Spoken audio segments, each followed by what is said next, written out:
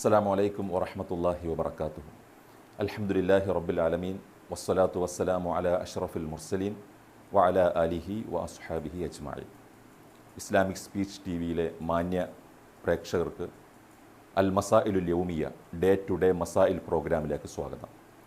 നമ്മുടെ ഇന്നത്തെ എപ്പിസോഡിലേക്ക് ഉന്നയിക്കപ്പെട്ട സംശയം, ഒരാൾ പരിശുദ്ധ ഖുർആൻ പാരായണം ചെയ്യുമ്പോൾ അഊദു ഓതണം, ബിസ്മി ഓതണം, അതിനുശേഷം പരിശുദ്ധ ഖുർആനിൽ നിന്നും പാരായണം ചെയ്യാൻ ഉദ്ദേശിക്കുന്ന സൂറത്ത് പാരായണം ചെയ്യണം.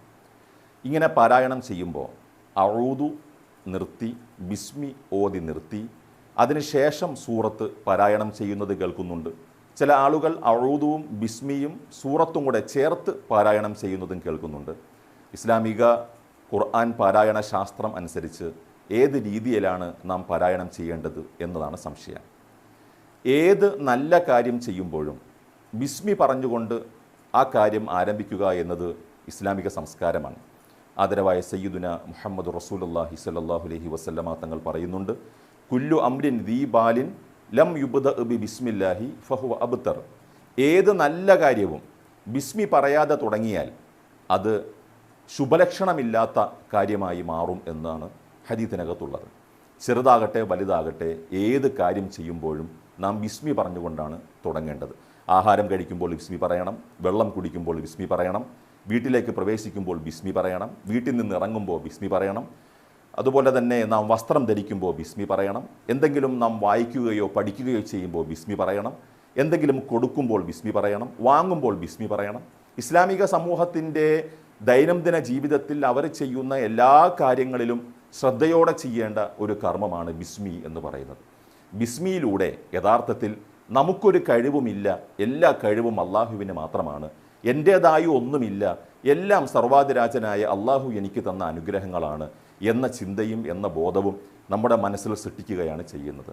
ഞാൻ വാഹനം ഓടിക്കുമ്പോൾ ബിസ്മി പറഞ്ഞ് വാഹനം ഓടിക്കുമ്പോൾ നമ്മുടെ മനസ്സിലൊരു ചിന്ത ഉണ്ടാവുകയാണ്, ഈ വാഹനം ഓടിക്കുവാൻ എനിക്ക് യാതൊരു കഴിവുമില്ല, ഈ വാഹനം വാങ്ങുവാനും എനിക്ക് യാതൊരു കഴിവുമില്ല, ഇതൊക്കെ അള്ളാഹു എനിക്ക് നൽകിയ അനുഗ്രഹമാണ്, അവൻ എനിക്ക് നൽകിയ കഴിവും ബുദ്ധിയും ഉപയോഗിച്ച് ഞാൻ വാഹനം ഓടിക്കുകയാണ്. ഇതുപോലെ എല്ലാ കാര്യങ്ങളിലും.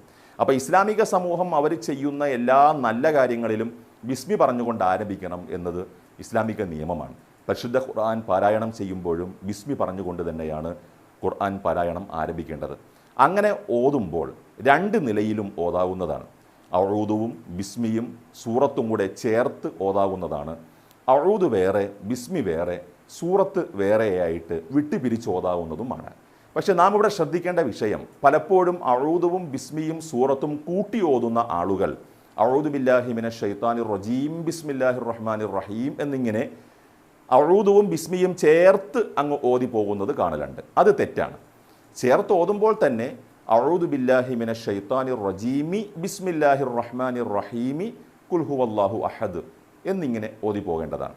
അഊദു ബില്ലാഹി മിനശ് ശൈത്താനിർ റജീം എന്ന് നിർത്തി ബിസ്മില്ലാഹിർ റഹ്മാനിർ റഹീം എന്ന് നിർത്തി അതിനുശേഷം ഖുൽ ഹുവല്ലാഹു അഹദ് അല്ലാഹു സ്വമദ് എന്ന് ഓതിപ്പോകലാണ് ഏറ്റവും ശ്രേഷ്ഠം. ഞാൻ നേരത്തെ പറഞ്ഞതുപോലെ കൂട്ടി ഓതുകയാണെങ്കിൽ അഊദു ബില്ലാഹി മിനശ് ശൈത്താനിർ റജീമി ബിസ്മില്ലാഹിർ റഹ്മാനിർ റഹീമി അൽഹംദുലില്ലാഹി റബ്ബിൽ ആലമീൻ എന്ന് ഓതിപ്പോകേണ്ടതാണ്. എല്ലാ കാര്യങ്ങളും ചെയ്യുമ്പോൾ ബിസ്മി പറഞ്ഞ് ചെയ്യുക എന്ന ഒരു സംസ്കാരത്തിലേക്ക് എല്ലാ പ്രേക്ഷകരും വന്നു ചേരണം. അങ്ങനെ അവരുടെ മനസ്സ് അള്ളാഹുവുമായി എപ്പോഴും ബന്ധപ്പെടുത്തുന്ന ഒരു സാഹചര്യം സൃഷ്ടിക്കണം എന്ന് പ്രത്യേകം ഉണർത്തുകയാണ്. സർവശക്തനായ തമ്പുരാൻ നമ്മുടെ എല്ലാ കർമ്മങ്ങളെയും ഏറ്റവും പ്രതിഫലാർഹമായ കർമ്മങ്ങളായി സ്വീകരിക്കുമാറാവട്ടെ. അടുത്ത ചർച്ചകളും മസ്അലകളുമായി നമുക്ക് അടുത്ത എപ്പിസോഡിൽ കാണാം. അള്ളാഹു നമ്മെ എല്ലാവരെയും കബൂൽ ചെയ്യുമാറാവട്ടെ. അസ്സലാമു അലൈക്കും വറഹ്മത്തുള്ളാഹി വബറകാതുഹു.